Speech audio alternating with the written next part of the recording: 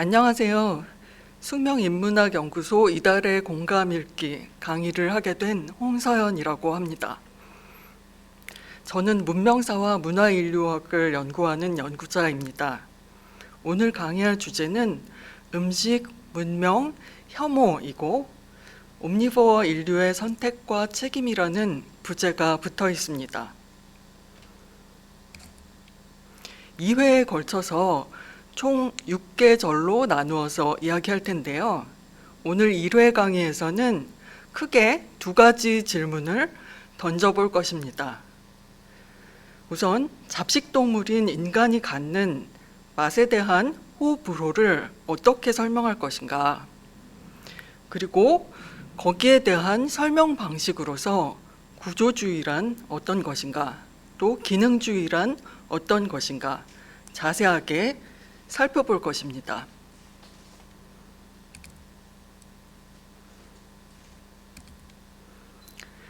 그중 혐오로부터 이야기를 풀어보겠습니다. 음식, 문명, 혐오 세 가지 키워드 중에서 혐오로부터 이야기를 시작해 보려고 합니다. 혐오에는 사회적 측면과 생물학적 측면이 있습니다. 어떤 대상에 대해서 우리 몸이 거부 반응을 보일 때가 있는데요. 구역질과 같은 거부 반응이 특히 이러한 혐오를 극명하게 보여주는 생물학적 반응입니다. 이게 바로 혐오의 생물학적 차원을 보여줍니다. 혐오의 대상은 물질적인 것도 있고 인간이나 동물인 경우도 있고 어떤 개념이나 감각적인 요소일 수도 있습니다. 그 중에서 가장 생물학적 차원에 가까이 있는 것이 음식이라는 대상입니다. 음식이라는 물질에 대한 혐오는 혐오의 사회문화적인 측면만으로는 잘 설명되지가 않습니다.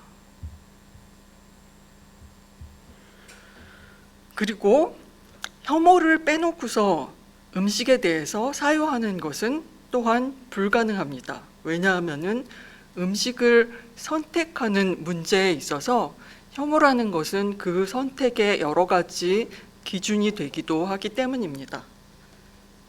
그래서 이 세 가지 키워드, 음식, 문명, 혐오를 제가 엮어보았는데요. 이 세 가지를 함께 엮어서 논의를 하는 것은 사실 굉장히 어려운 일입니다. 이에 대한 아마 완결적인 연구는 지금까지 나오지 않았을 거예요. 이 강의에서 2회에 걸쳐서 제가 어떤 결론적인 이야기를 하는 것도 사실 불가능하다는 것을 준비하면서 알게 되었습니다. 그래서 저는 여기에서 일단 자료들을 정리해서 보여드릴 거고요. 그 자료들은 우리가 올바른 방향을 설정해서 질문을 하기 위한 것들입니다. 그 자료들은 일단 문화인류학적인 자료들이 있고 문명사적인 자료들이 있습니다. 거기에다가 자연과학의 발견들이 있습니다. 그런 것들을 제가 질문 중심으로 해서 엮어보았고요. 그에 따라서 저는 우리가 이 문제를 어떻게 질문을 던져서 논의하고 방향 설정을 해야 될지 보여드리는 그러한 방향으로 진행하려고 합니다.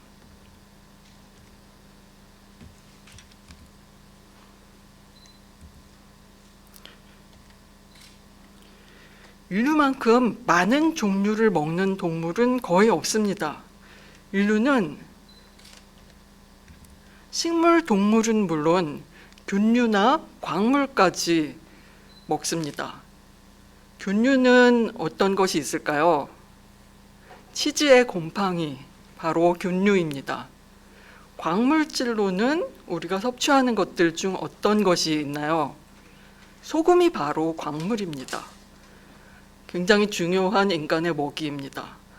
그러므로 인간의 먹이의 범위는 생물, 무생물, 광물까지 매우 넓습니다. 그런데 인류는 잡식동물이기에 수많은 가능성을 향유할 수 있었습니다. 다양한 감각적인 경험을 할 수 있었기 때문에 드넓은 상상적인 것들의 세계로 나아갈 수가 있었습니다. 음식을 통해서요. 반면에 굉장히 어려운 숙명에 처해야 했는데 바로 그것은 불안입니다.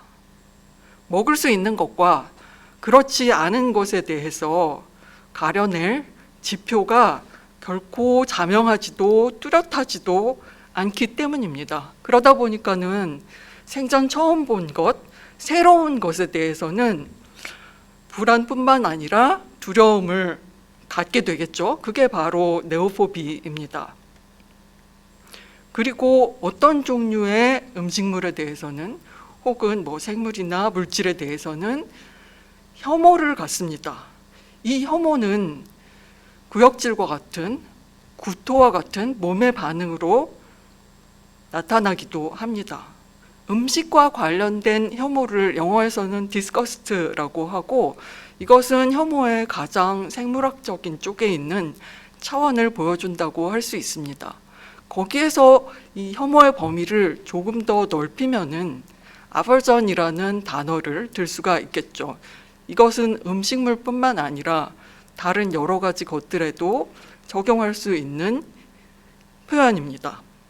그러므로 우리가 음식에 관련해서 혐오를 살펴보는 것은 단지 음식에 국한되지 않고 우리가 어떤 혐오라는 것에 대해서 근본적인 성찰을 할 수 있도록 도와줄 것입니다.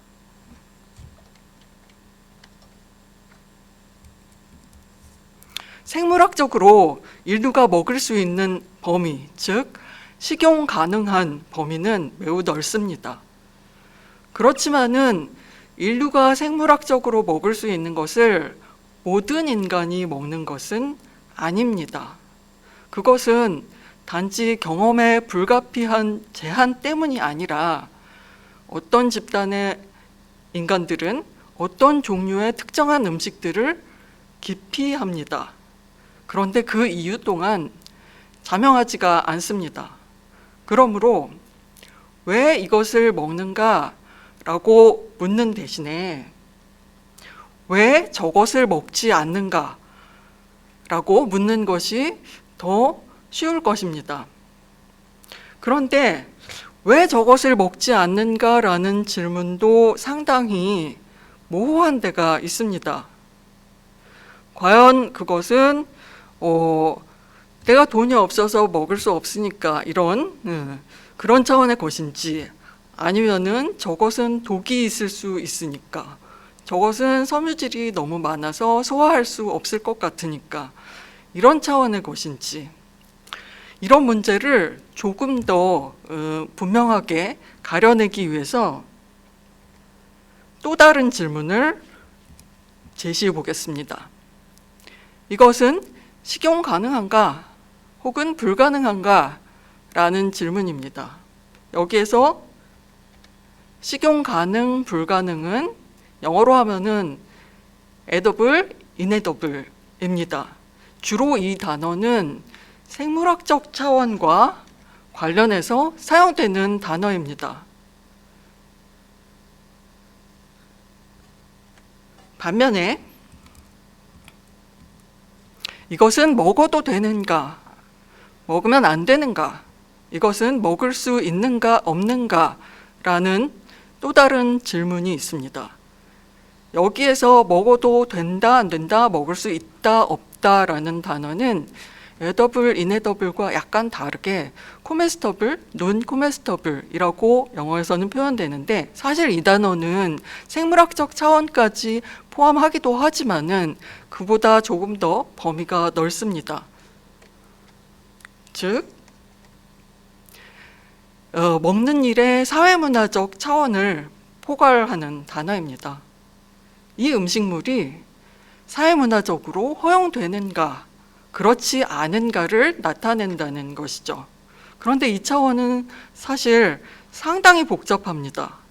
굉장히 많은 것들이 얽혀 있어서 그것들을 하나하나 구분해내는 것조차가 아주 큰일입니다. 예를 들어서 옛날에는 우리나라에서 달팽이가 먹을 수 없는 것에 속했지만은 프랑스 요리에서 달팽이, 식용 달팽이가 사용된다는 것을 알게 되고 나서부터는 먹을 수 있는 것에 포함이 됐습니다. 하지만은 실제로 우리나라 사람들의 메뉴에 달팽이 요리가 오르는 일은 거의 없습니다. 왜 그럴까요? 그것은 어쩌면은 우리나라 사람들의 기호에 그 요리가 잘 맞지 않기 때문일 수도 있습니다. 혹은 기호라는 것은 맛있다, 맛없다라고 표현될 수 있는데 맛없게 느끼는 것일 수도 있습니다.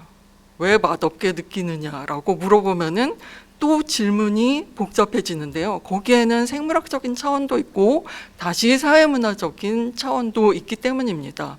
어쨌든 지금 우리가 맛이라는 포인트를 하나 새롭게 잡았으니까 이것을 가지고 다시 한번 질문을 만들어 보겠습니다.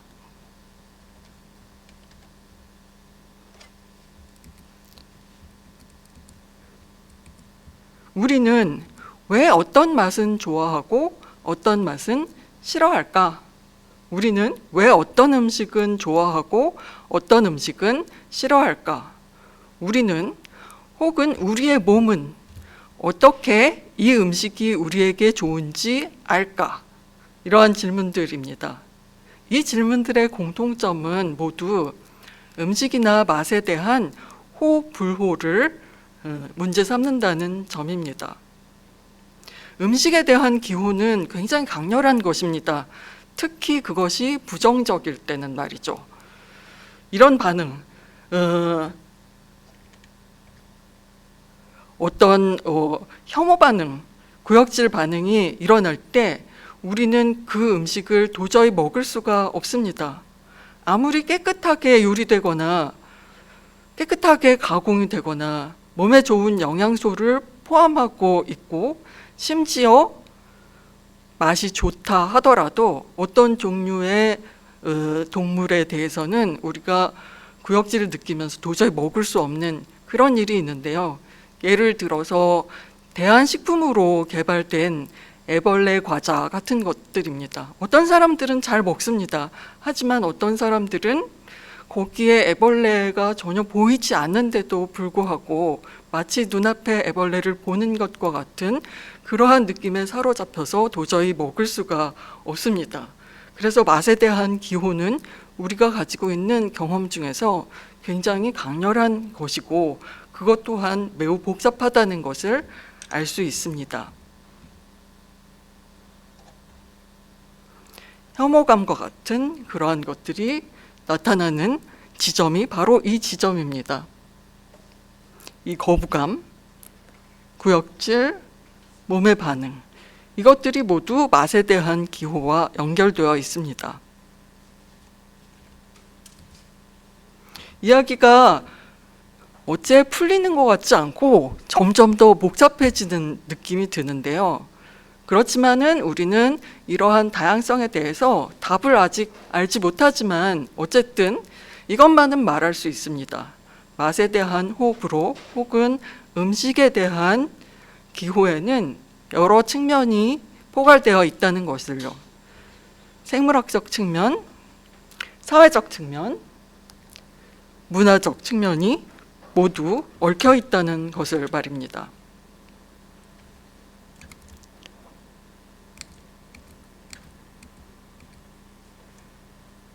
먹을 수 있는 것과 없는 것, 맛에 대한 기호에는 엄청나게 복잡한 다양성이 얽혀 있습니다. 자, 이제 제가 다양성이라는 개념을 제시했는데요. 인류의 음식 선택의 문제에서 문제가 되는 키워드가 바로 다양성입니다. 이 다양성에 대한 설명을 지금까지 그 누구도 완벽하게 한 일이 없습니다. 매우 다양한 차원들이 얽혀 있고 또 자연과학적, 생물학적 발견으로 인해서 우리가 기존에 알고 있었던 사실들도 자꾸만 변해갑니다. 새로운 것들을 알게 되면서 기존의 지식들은 거부되고 우리는 우리의 암 전체 체계를 바꿔야 하는 그러한 순간들도 오게 됩니다. 이 표는 클로드 피슐러라는 음식 인류학자, 프랑스 음식 인류학자가 잡식인류라는 책에서 제시한 것입니다. 이 표를 보면은 곤충이나 개나 말, 토끼 같은 이러한 음식물에 대해서 이것을 먹을 수 있는 것으로 분류하는 지역과 먹을 수 없는 것으로 분류하는 지역들이 매우 어떤가요? 복잡하다는 것을 알 수가 있습니다. 먹을 수 있는 것과 없는 것의 구분은 매우 자의적인 것으로 보이고 별로 일관된 규칙이 잘 보이지 않죠. 여기에는 서양 문명, 근대 문명 이러한 것들, 이러한 요소들이 마구 얽혀 있습니다. 달팽이나 개구리 같은 곳이 프랑스 같이 고도로 발달된 문명을 가진 지역에서 선호된다는 사실을 보면 말이죠.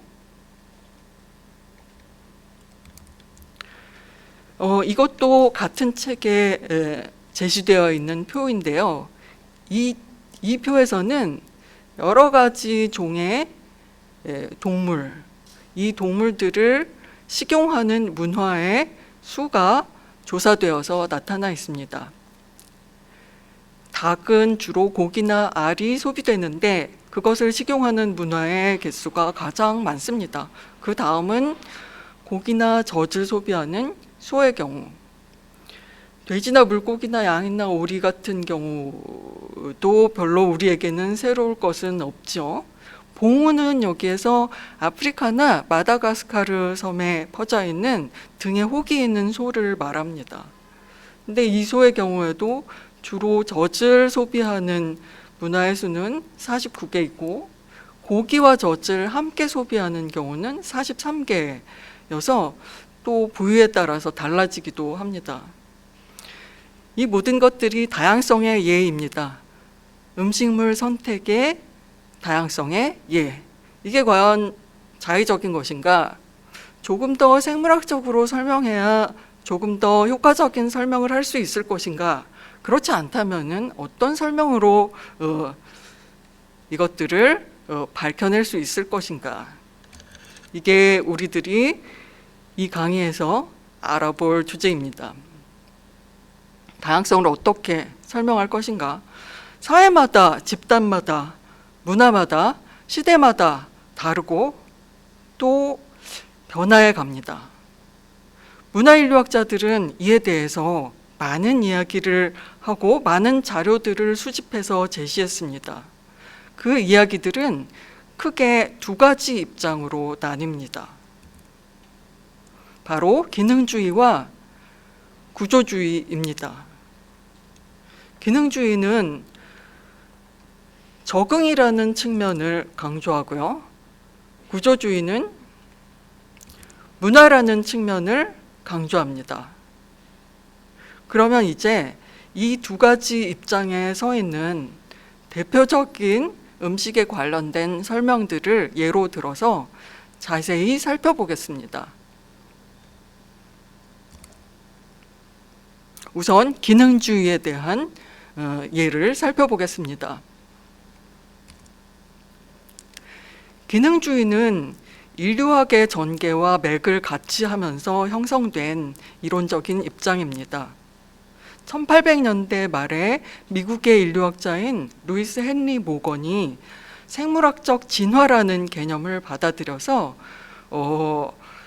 문화적 진화 모델을 구축했습니다. 그 이후에 많은 인류학자들이 그 영향 하에서 작업을 했는데 20세기 초에 특히 말리노프스키가 기능주의적인 접근 방식을 확립했습니다. 그에 따르면은 문화는 생물 유기체와 유사한 속성을 가지고 있습니다. 그래서 부분이 전체를 위해서 작동합니다. 이게 바로 각각의 문화의 부분들이 가지고 있는 역할이자 기능이라는 것입니다. 그래서 문화나 사회생활의 어떤 측면은 문화 체계 전체에 기여하는 어떠한 역할을 반드시 가지고 있습니다. 그러니까 그런 역할들을 하나하나 살펴보면은 한 사회의 문화 체계에 대해서 우리는 굉장히 잘 파악할 수 있겠죠. 그러한 방식으로 말리노프스키는 한 사회의 문화를 총체적으로 접근할 것을 제안했습니다. 그래서 우리가 언뜻 보기에 잘 알 수 없는 것들, 애매모호하고 수수께끼 같은 문화 현상들, 또 다른 문화 사람들에게 굉장히 낯설고 미친 거 아니야? 라고 생각될 정도로 이상한 그러한 문화들도 이러한 기능주의적인 접근 방식으로 하나하나 풀어보면은 다 이유가 있다는 것입니다. 그래서 이러한 설명 방식은 많은 문화인류학자들에게 받아들여졌고 말리노프스키 이후에 굉장히 주된 인류학자들의 설명 방식이 되었습니다. 음식 문화와 관련해서 이 기능주의적인 입장이 어떠한지 살펴볼까요? 모든 종류의 음식 문화, 음식과 관련된 모든 종류의 문화 현상들, 이러한 것들은 일정한 기능적인 역할을 수행한다고 합니다. 그리고 그 기능은 비문화적인 언어로 혹은 물질적인 차원으로 설명이 가능하다는 것이 바로 이 기능주의의 입장입니다.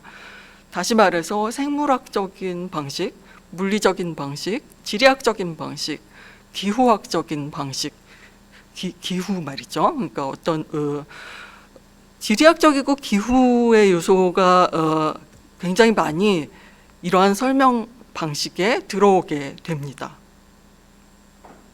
이러한 설명 방식들은 실리주의적인 설명이기도 합니다. 왜냐하면은 그러한 현상들이 결국에는 어떤 기여하는 부분이 있고 실용적인 측면 때문에 유지되고 있다고 설명하니까요. 그래서 실용주의적 설명이라고 불리우기도 하고요. 또한 문화적이고 상징적인 것들을 모조리 어떤 자연과학적이고 비문화적인 방식으로 설명하려고 하기 때문에 자연적 설명 혹은 자연주의적 설명이라고 말하기도 합니다. 그 대표적인 학파가 문화유물론 학파인데요. 1970년대에 미국에서 마빈 해리스를 주축으로 해서 이 문화유물론이 형성되었습니다. 문화유물론에 따르면은 음식에 대한 기호는 비용과 이익의 계산을 통해서 설명될 수 있다고 합니다. 그러니까 어떤 음식이 어떤 사회에서 선호된다는 것, 먹기에 좋다는 것은 다름이 아니라 그것이 굉장히 효율적이고 그 사회의 체계 전체의 유지를 위해서 실용적인 측면을 가지고 있기 때문이라고 설명하는 것이죠.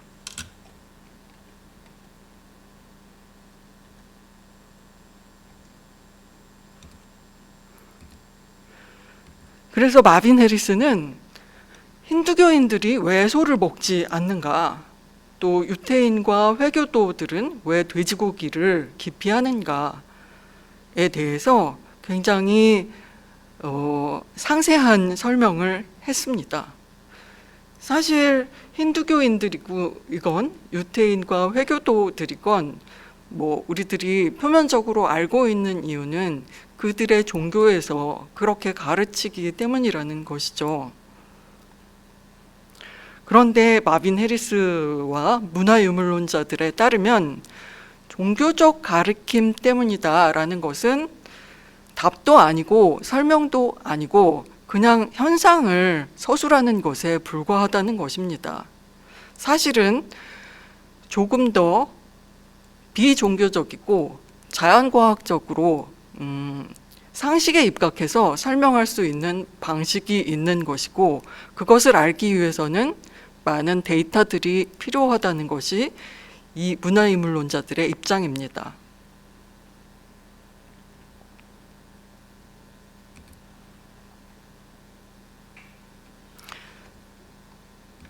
그래서 마빈 해리스는 음식 문화의 수수께끼 그리고 문화의 수수께끼라는 일련의 저작을 통해서 이러한 자료들에 대해서 설명했습니다.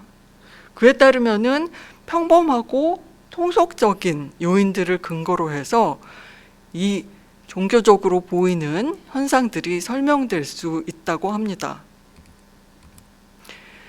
그 설명은 4가지 변수를 통해서 설명되어야 한다고 합니다. 그것은 환경, 기술, 즉 테크닉, 그리고 인구, 그리고 사회 조직입니다.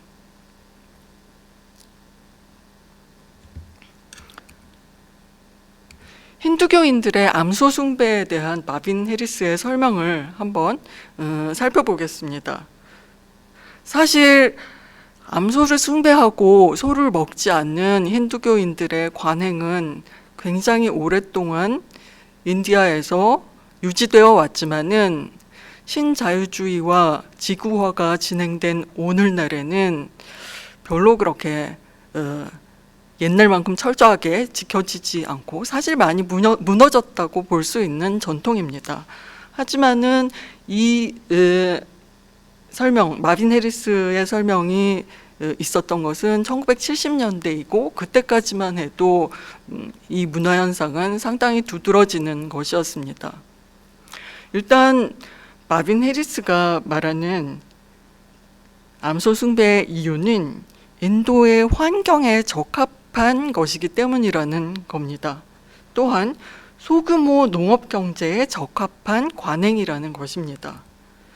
이런 소규모 농업 경제의 조건에서는 소를 잡아먹는 것보다는 그대로 두는 것이 훨씬 경제적이고 나아가서 생태계 균형을 유지하는 데에도 긍정적이라는 것입니다. 어떤 긍정적인 역할을 하는가 굉장히 자세하게 설명하고 있는데요. 소는 여러 측면에서 경제적이고 생태학적인 역할을 전통 인도에서 해왔다고 합니다. 일단 인간이 먹지 못하는 농업 부산물만으로 사육이 가능합니다. 볏짚이나 겨나 풀 같은 것들이요. 이러한 것들은 어차피 인간이 먹지 못해서 버려지는 것들입니다. 그러므로 먹이 비용이 들지 않습니다. 또 쓰레기나 인분까지도 먹습니다. 소의 사료 중에서 인간이 먹는 식용작물의 비율은 고작 해야 20%도 되지 않았습니다. 이렇게 비용이 들지 않는 반면에 주는 것은 굉장히 많은데 우유도 주고 노동력과 소똥을 통한 열에너지를 줍니다. 소똥은 태워서 연료로 썼으니까요. 인도의 농업 체계는 전통적으로 저에너지 체계였습니다. 그리고 소규모 농업 체계였습니다. 또한 가축 노동력, 축력을 바탕으로 한 체계였습니다. 그렇기 때문에 소고기를 먹는 것보다는 소를 밭 가는 데 이용하는 것이 또 벼농사, 밭농사 모두 이용하는 것이 훨씬 더 경제적이었다는 것입니다. 트랙터 대신에 소가 훨씬 많은 역할을 할 수 있었습니다. 가뭄과 기아가 반복되는 그러한 기후에서 소고기를 먹게 된다면은 이 모든 것들이 엉망이 되겠죠. 소는 트랙터와는 달리 축력을 사용하는 데까지 오랜 시간이 필요합니다. 따라서 아예 먹지 않는 것이 더 유리할 것입니다. 또한 인도의 농업 체계에서는 석유화학 공업이 해줄 수 있는 일을 소가 대신 오랫동안 해줬다고 하는데요. 비료와 연료를 생산하고 매년 7억 톤의 분유를 배설해서 비료와 연료를 보충해주고 이것은 등유 2,700만 톤 그리고 석탄 3,500만 톤, 뗄나무 6,800만 그루의 열량에 해당된다는 계산을 마빈 해리스가 해서 제시합니다. 그렇다면은 힌두교, 표면적으로 모든 이 암소 숭배나 소고기 기피의 근원인 것처럼 보이는 힌두교의 금기, 이 규칙은 뭔가요? 이렇게 모든 다른 것들로 설명이 되는데, 경제학적이고 생태적인 요인들로 설명이 되는데, 힌두교는 그러면 불필요한 것이 아닌가요? 종교의 역할은 여기에서 뭔가요? 이건 사실 근원적인 질문입니다. 왜냐하면은 우리가 이 문제에 대해서, 마빈 해리스가 이 문제에 대해서 천착한 것이 바로 문화현상 때문이었으니까요. 힌두교의 가르침은 문화현상인 것이고, 사람들이 그 믿음에 따라서 행동하는 것도 하나의 사회문화적인 현상이니까요. 그러므로 힌두교의 역할은 분명히 어떤 완전히 부수적인 것은 아닐 텐데, 그럼 도대체 뭔가? 라는 질문을 빼놓을 수가 없죠.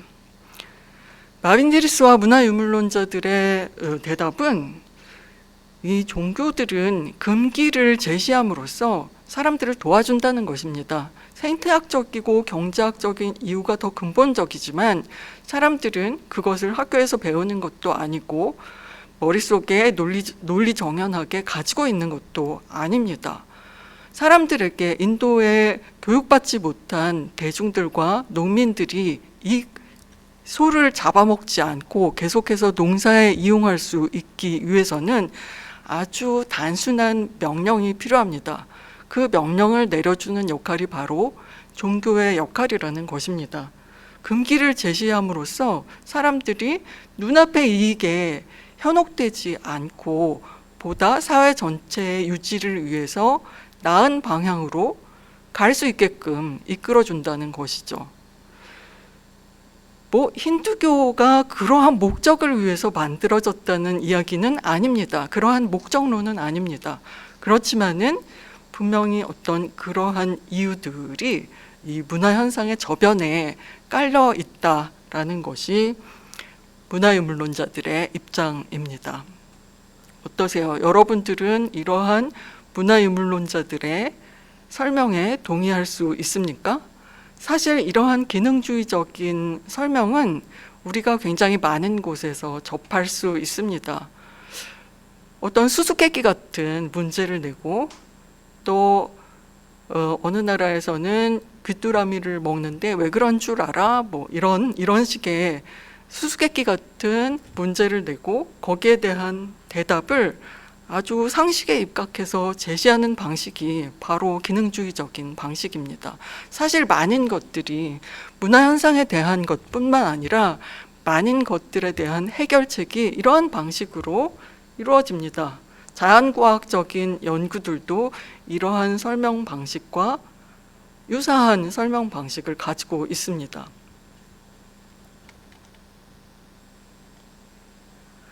또 하나는 중동에서 돼지고기를 먹지 않는 원인에 대한 설명입니다. 이것도 마빈 해리스가 자신의 책에서 굉장히 중요하게 다루는 문제인데요. 유태인과 회교도들이 성서나 코란의 가르침에 따라서 돼지고기를 먹지 않죠. 이 종교들 고유의 이유가 있을 것입니다. 그 이유를 살펴보면 성서에 나타나 있습니다. 돼지는 불결한 동물이다. 그러니까 이를 먹거나 손을 대면 너희들까지도 불결하게 된다. 부정하게 된다.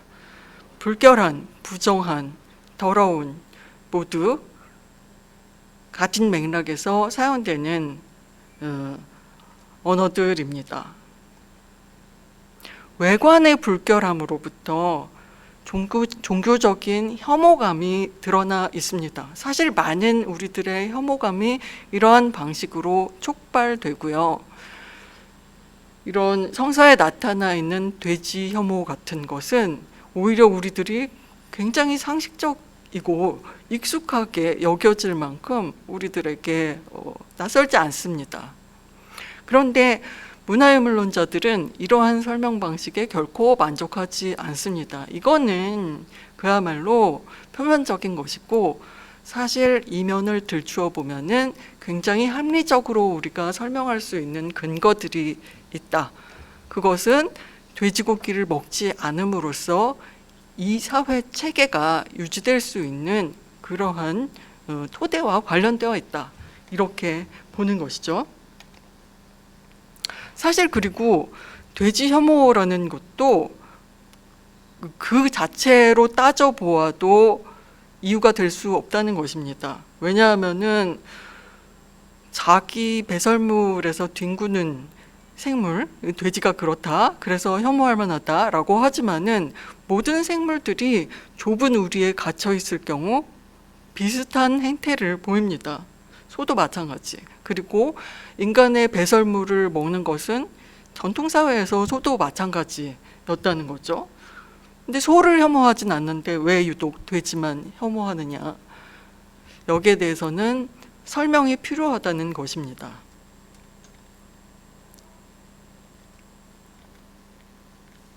그 설명들은 아까 얘기한 4가지 요소들, 환경적인 요소도 있었고 여러 가지가 있었죠. 그러한 요소들을 가지고 설명이 가능하다고 합니다. 그중 한 가지는 문화와 생태계의 통합을 위협한다는 점입니다. 중동지방의 문화, 중동지방뿐만 아니라 모든 문화들은 그 문화가 발생하고 유지되어 오고 있는 그 지역의 생태계와 밀접한 관련을 가지고 있습니다. 그것은 통합적으로 작용합니다. 그 균형이 깨어지거나 균열이 일어날 때 위험이 나타나게 됩니다. 그런데 중동 지역에서 돼지를 사육하게 되면은 바로 그러한 위험이 나타나게 될 가능성이 굉장히 많다는 것이죠. 왜냐하면은 중동의 지역적 특성을 살펴보면 답이 나옵니다. 중동의 지역적 특성은 목축과 농업이 혼합된 복합 경제였고 반정착 취락민들이 유목과 또 약간의 가축 사육과 농업을 겸하는 그러한 상태로 오랫동안 유지되어 왔습니다. 정주민들이 아니에요. 그래서 정주민들과 같은 민족들이 가지고 있는 생활 방식과는 상당히 다른 생활 방식을 가지고 있었습니다. 그런데 돼지는 정주민들이 기르는 가축이에요. 목축에 적합한 가축이 아닙니다.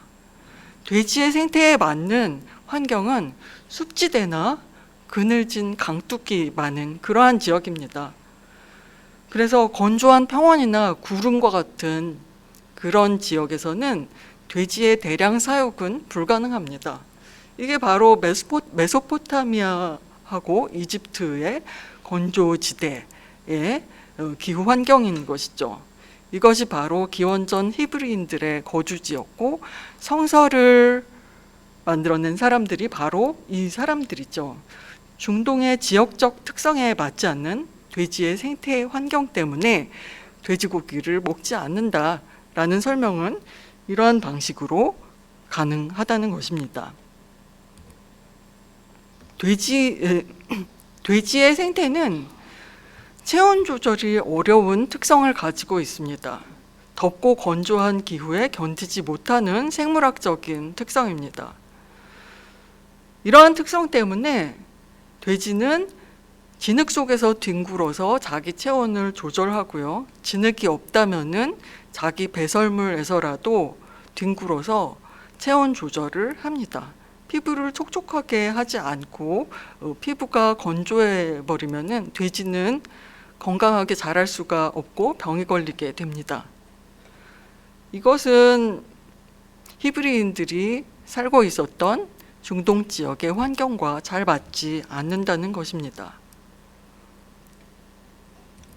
또 한 가지는 돼지가 인간의 먹이 경쟁자라는 사실입니다.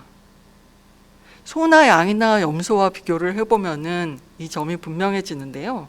소, 양, 염소는 섬유소가 주성분인 풀이나 나뭇잎을 주로 먹습니다. 이런 것들은 인간이 소화할 수 없는 것이어서 인간과 먹이 경쟁을 하게 되지 않습니다. 하지만 돼지가 먹는 것은 인간이 먹는 것과 같습니다. 나무 열매나 과일이나 식물의 뿌리나 곡식을 먹습니다.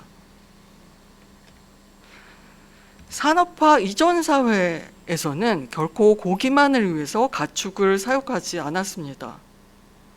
쟁기를 끌게 하기 위해서, 즉 충력으로 농사를 짓기 위해서, 그리고 젖이나 치즈를 이용해서 단백질을 공급하기 위해서 가축을 사육했죠. 그런데 돼지는 쟁기를 끌 수도 없고 젖을 주지도 않으니까 사실 고기만을 위한 가축입니다. 중동 사람들에게는 너무나 비용이 큰 그러한 가축이었던 거죠. 실제로 고고학적으로 살펴보면은 중동에서 양이나 염숙의 가축화가 기원전 9,000년 경부터 이루어졌던 반면에 돼지 사육은 그보다 2000년 후에 시작되었습니다. 네, 여기까지가 마빈 해리스의 중동 사람들이 돼지를 먹지 않는 이유에 대한 설명이었는데요.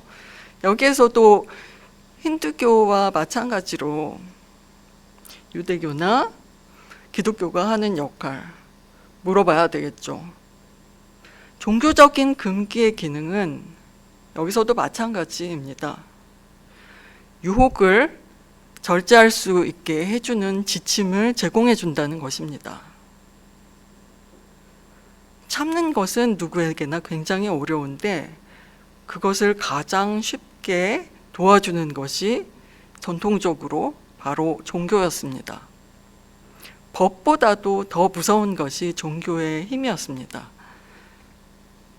그래서 문화적인 장치들, 종교라든지 의례와 같은 것들, 이러한 것들은 우리가 스스로 의식하지 못하는 사이에 우리들의 행동을 제어할 수 있게끔 해주는 장치라는 것이 이 문화유물론자들의 설명입니다.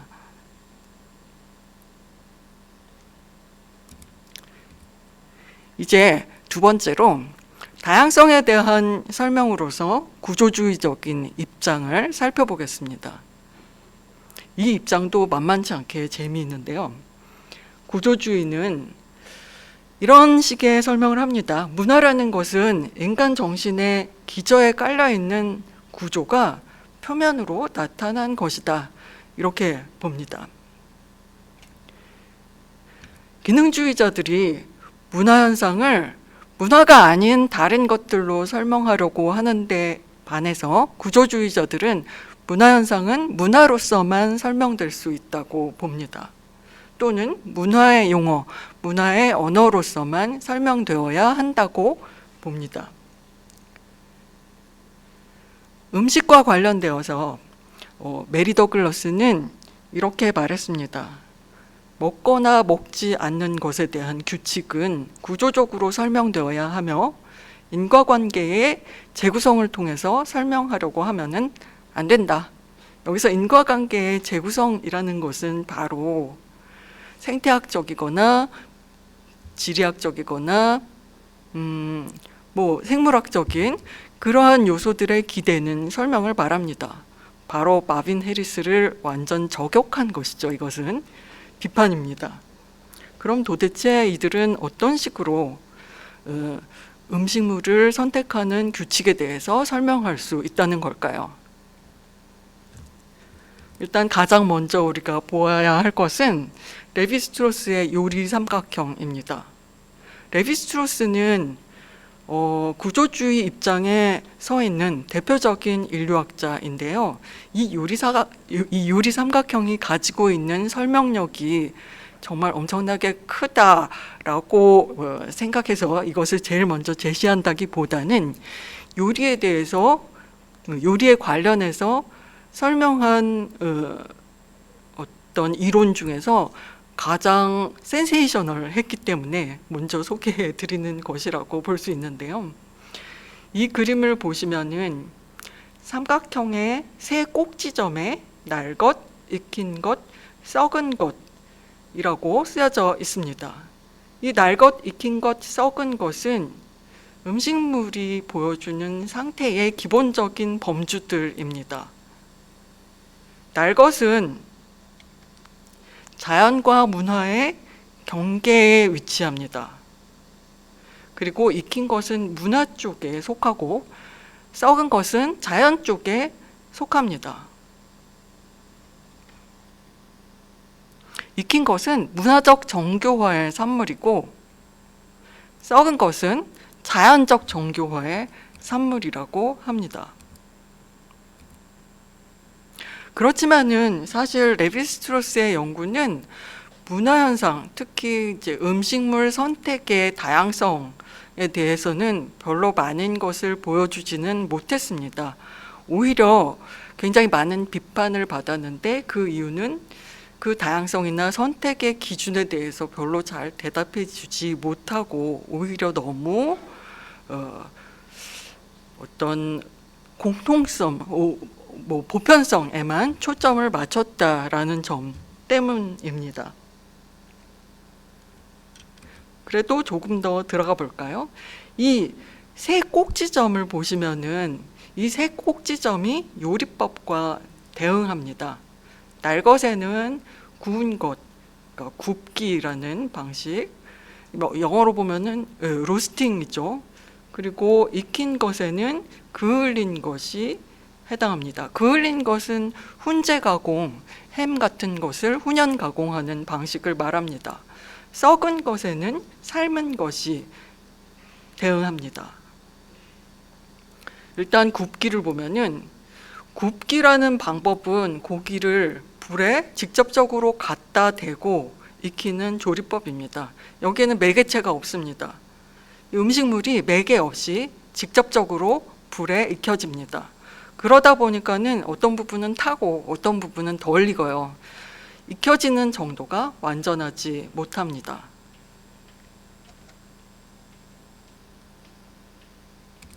삶기의 경우는 어떤가? 삶기라는 조리법은 자연 상태에서 썩은 것과 가장 비슷한 상태로 음식물을 가져다 놓는, 변화시키는 그러한 조리법입니다. 이 조리법에는 매개체가 필요한데요. 물과 그릇이라는 이중의 매개체죠. 한편 훈연법, 그을리는 방법은 레비스트로스가 느리고 깊은 요리법이라고 말하고 있습니다. 이 방법에는 공기 외에 직접적인 매개체가 없습니다. 또 고기와 불이 접촉하지도 않습니다. 하지만은 느리게 익혀지는 반면에 고기의 깊은 곳까지 속속들이 골고루 익혀집니다. 또한 풍미도 더 강화됩니다. 굽기와 그을리기는 자연적인 과정에 속합니다. 왜냐하면은 매개가 없으니까요. 어떤 문화적인 매개체가 없기 때문에 굽기와 그을리기는 자연적인 과정에 속한다고 보고, 삶기는 물과 그릇이라는 매개체가 있어야 하기 때문에 문화적인 과정에 속한다고 보았습니다. 하지만 결과적으로는 이 날 것과 익힌 것이 속하는 쪽이 문화고 또 썩은 것이 속하는 쪽이 자연이기 때문에 그을린 것은 문화에 속하고 삶은 것과 구운 것은 자연에 속합니다. 요리 삼각형에 대해서는 많은 해석과 논쟁이 있었습니다. 이 세 가지 범주들이 과연 보편적으로 적용 가능하냐에 대해서 굉장히 많은 찬반 양론이 있었고요. 결국 문제는 무엇인고 하니 레비스트로스에 의하면은 이 범주들에 속하는 음식들이 사실 문화마다 굉장히 다르죠. 한국에서는 불고기, 서양에서는 스테이크 이런 식으로. 그런데 그 음식물들이 다른 사회에서도 가령 삶은 음식, 국이라든지 스튜 이러한 음식과 동일한 관계를 가지고 있느냐, 과연 이런 삼각형으로 표현될 수 있는 어떤 보편적인 관계의 구조를 보여주느냐 했을 때 굉장히 의심스럽다는 것이죠.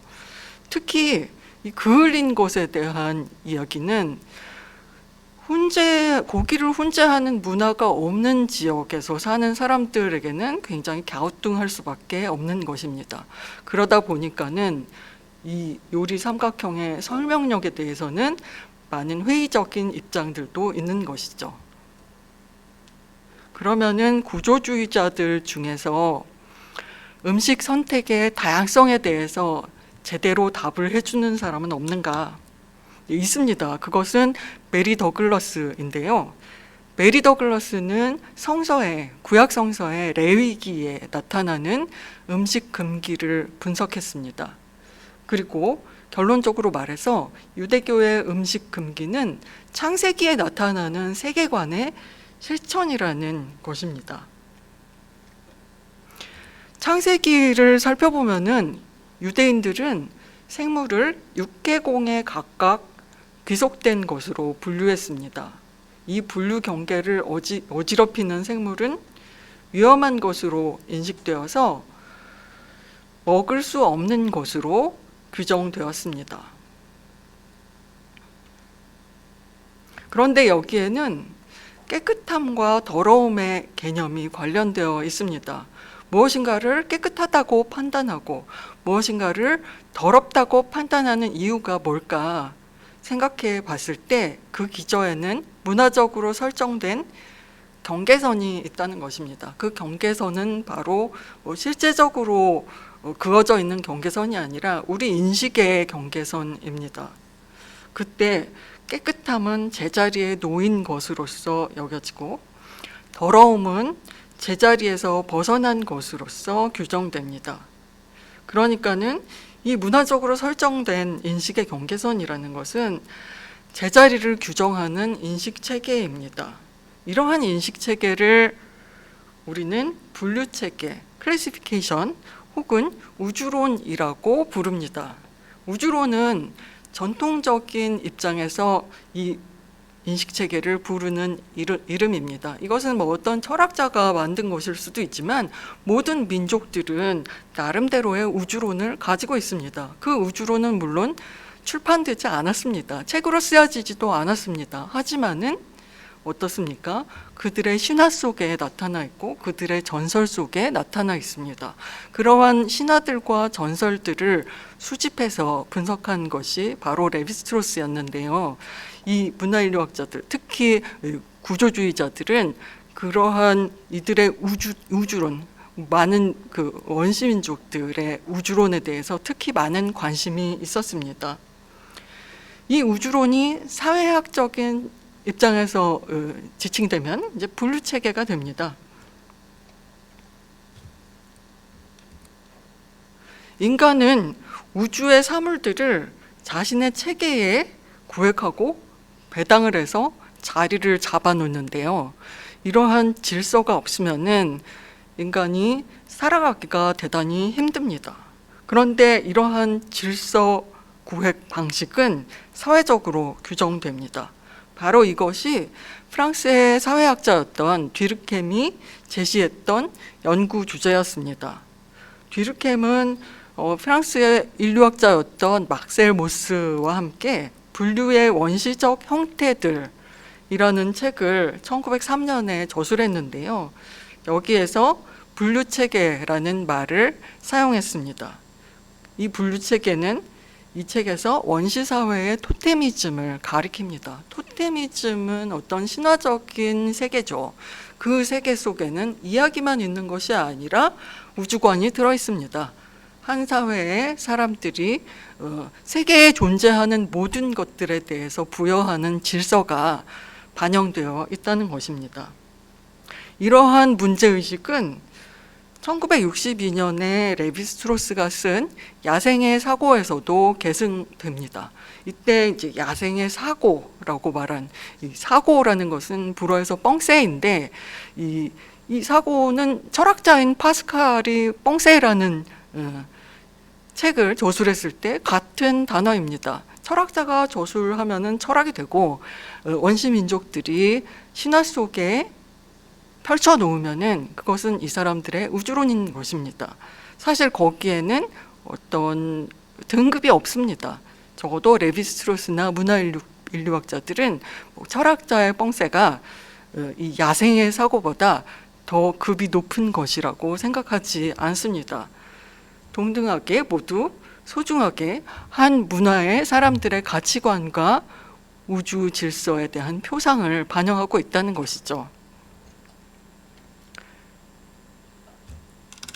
메리 더글러스는 바로 이러한 관점에 입각해서 음식 선택의 질서, 음식 선택의 규칙들을 풀어나갑니다. 그것이 순수와 위험이라는 책의 3장 레위기의 금기사항들이라는 부분에 나타나 있습니다. 사실 유대인이 돼지고기를 먹지 않는다는 사실은 잘 알려져 있습니다. 그리고 뭐 그렇게만 딱 들었을 때는 그렇게 복잡하지 않을 것 같은데요. 그런데 따져보면은 음식 규율인 코셔의 내용은 상당히 복잡합니다. 먹을 수 없는 것들의 목록이 아주 상세하게 규정되어 있고, 먹을 수 있는 것도 언제나 먹을 수 있는 것이 아니라 합당한 조리 과정을 거쳐야만 먹을 수 있습니다. 그리고 그 합당한 조리 과정은 모두 제시되어 있습니다. 그 전통에 따르지 않는 방식으로 조리되면은 그것은 먹을 수 있는 것에서 다시 없는 것으로 들어가 버립니다. 돼지를 먹지 말아야 하는 이유가 레위기에 어떻게 서술되어 있는지 한번 보겠습니다. 이 부분을 한번 읽어보겠습니다. 짐승 가운데서 굽이 갈라진 쪽발이면서 새김질도 하는 짐승은 모두 너희가 먹을 수 있다.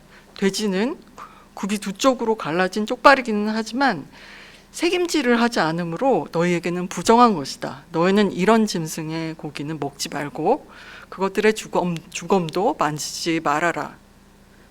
이렇게 규정되어 있고요.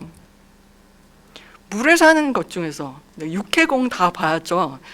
물에 사는 것 중에서 비늘이 있는 물고기는 먹어도 되지만 지느러미가 없고 비늘이 없는 것은 먹지 말아라. 이렇게 얘기하고 있고, 공중에서 날아다니는 조류들 중에서는 이렇게 종들을 하나하나 명시하고 있습니다. 날아다니는 것들 중에는 벌레들, 곤충들도 있는데요.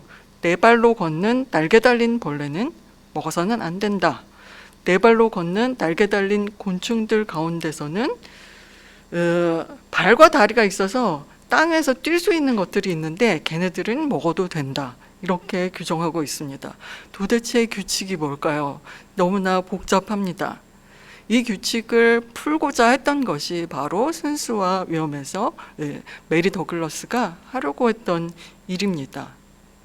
메리 더글러스는 이러한 음식 금기의 핵심에 성결, 깨끗함, 성적인 깨끗함이라는 개념이 놓여 있다고 보았습니다.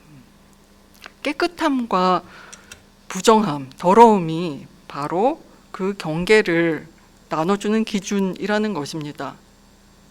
사실 이러한 규율들의 이유는 여러 가지 의견이 있을 수 있습니다.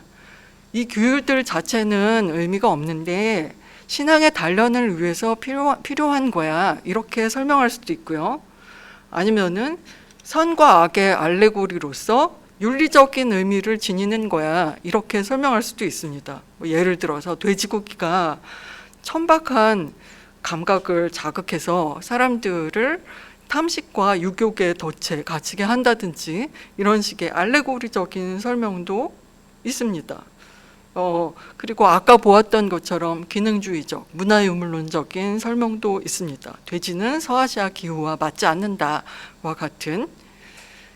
그런데 이 기능주의적인 설명은 완전히 다 설명해 주지 못하는데요. 왜냐하면은 유대인은 나중에 세계 각지에 흩어지게 되었는데 더 이상 기후가 문제가 되지 않음에도 불구하고 돼지고기를 먹지 않는 금기를 지키는 사람들이 많다는 점이죠. 이거는 그럼 어떻게 설명해야 할 것인가?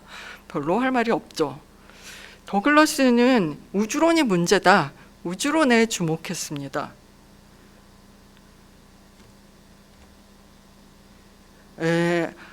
하느님의 축복을 받는 온전한 상태가 어떤 부정탄 것으로부터 격리해서 깨끗한 상태로 유지되는 그러한 격리로부터 유지된다고 보았고요. 음식 금기는 이렇게 부정탄 것을 먹지 않고 자기 자신을 깨끗하게 유지하는 데에 있다고 보았습니다. 그런데 우주관은 그러면은 어떻게 구조화 되어 있는가? 히브리인의 우주 질서를 천지창조의 과정을 가지고서는 그려보면은 이렇게 하늘, 땅, 바다로 이루어져 있습니다. 창세기 천지창조 과정의 서술을 보면은 히브리인들의 우주 질서가 제시되어 있습니다. 세계는 땅과 바다와 하늘의 세 구역으로 이루어져 있고 생물은 각 구역에 소속되어서 번성해야 합니다. 막 왔다 갔다 하면 안 돼요. 바다의 고기, 공중을 나는 새, 그리고 땅 위에 사는 온갖 들짐승과 땅 위를 기는 모든 길짐승이라는 그런 표현이 나옵니다. 각각 자신에게 알맞는 영역들이 있고요. 그 알맞은 영역에서 번성하는 것이 신이 창조한 세계라는 그러한 우주관입니다.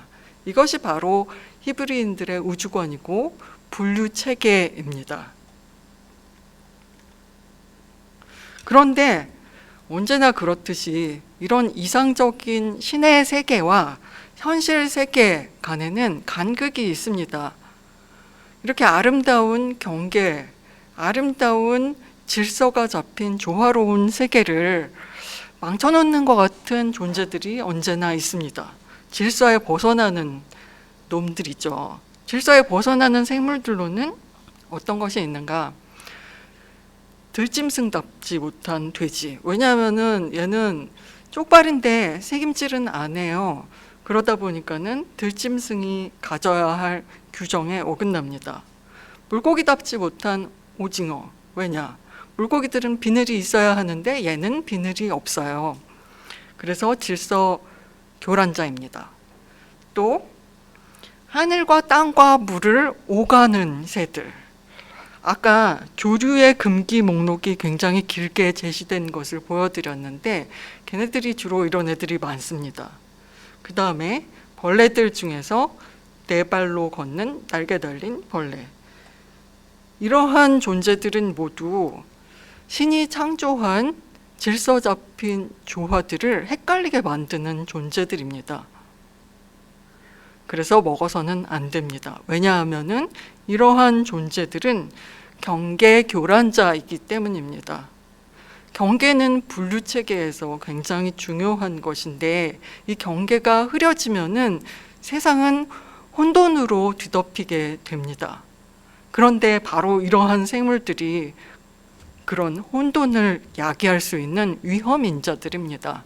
위험인자들은 전통적인 사고 속에서 불결한 것으로 여겨졌습니다. 왜냐하면 깨끗한 것이야말로 이 깨끗한 경계와 연결되어 있는 사고방식이었으니까요.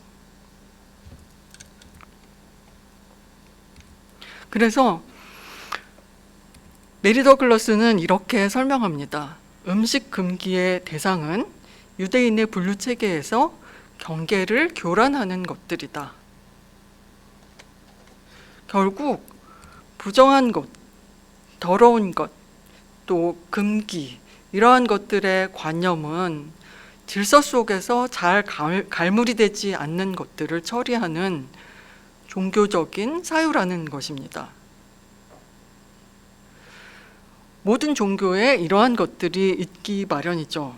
그러니까 종교에서는 완전히 조화롭게 창조된 신의 세계를 보여주는데 그 교리에 잘 들어맞지 않는 존재들이 언제나 현실 속에는 있기 마련입니다. 그렇게 현실에 부여된 선명한 질서를 혼란시키는 존재들, 그 질서가 적용됐을 때 거기서 삐져나오는 것들, 막 이렇게 집어넣으려고 해도 잘 넣어지지 않는 것들, 이러한 것들은 경계의 대상이 됩니다. 그리고 부정이나 더러움이나 금기의 관념은 이런 존재들을 처리하는 종교적인 사유라는 것입니다. 즉, 이것은 아주 보편적인 장치입니다. 문화가 가지고 있는 보편적인 장치입니다. 현실과 이상의 불일치를 처리하는 장치라는 것이죠. 메리 더글라스는 어떤 음식을 선택하고 어떤 음식을 선택하지 않는가라는 문제에 대해서 시작해서 더러움과 깨끗함이라는 관념까지 나아갔지만, 이 더글라스의 사유는 우리에게 해안을 열어줍니다. 메리 더글라스 식으로 혐오를 이해한다면은 우리는 혐오에 대해서 많은 것을 이해할 수 있습니다. 사실 어떤 경우에 혐오는 우리에게 사회적인 본능처럼 느껴질 때도 있습니다. 그런데 그런 감정을 이해하려면은 우리는 그 인식 속에 어떤 경계가 존재한다는 것을 포착할 필요가 있습니다. 그리고 그 경계는 그때마다 만들어지는 것이 아니라 기존의 사회에 의해서 미리 그어지고 제시된 것입니다. 그리고 그 경계가 위협당할 때 불안감이 발생하고 그 불안감이 혐오라는 감정으로 연결된다는 것을 우리는 주시할 필요가 있습니다. 사람들은 사회적으로 경멸받는 대상에 대해서 더럽다는 표현을 자주 결부시킵니다. 역사적으로도 그래왔고 오늘날에도 그 사례를 쉽게 찾을 수 있습니다. 소수자 공격 담론이 그런 방식으로 많이 드러납니다. 소수자를 공격하는 담론은 바로 경계를 건드리는 방식으로 많이 이루어집니다. 예를 들어서 동성애자들의 선교 방식에 대해서 이야기하면서 더럽다는 관념과 결부시키고 그러한 관념을 근거로 해서 그들을 비난합니다. 사람들에게 혐오라는 감정을 환기시키고 거기에 호소해서 자신들의 혐오를 더 확대 재생산합니다. 사람들은 이때 불러일으켜진 자신의 혐오감에 대해서 어떤 인간이라면 누구나 가질 수 있는 본능적인 감정이라고 생각하기 쉽지만은 사실은 그 반감은 본능적인 것이 아니라 또 자연적인 것이 아니라 경계가 건드려졌기 때문에 나타난 것이라고 볼 수 있습니다. 이게 바로 이 메리 더글라스나 구조주의자들이 우리에게 줄 수 있는 일종의 하나의 답입니다. 이것은 음식뿐만이 아니라 굉장히 많은 사회현상이나 문화현상들에 적용됐을 때 설명력을 발휘할 수 있습니다.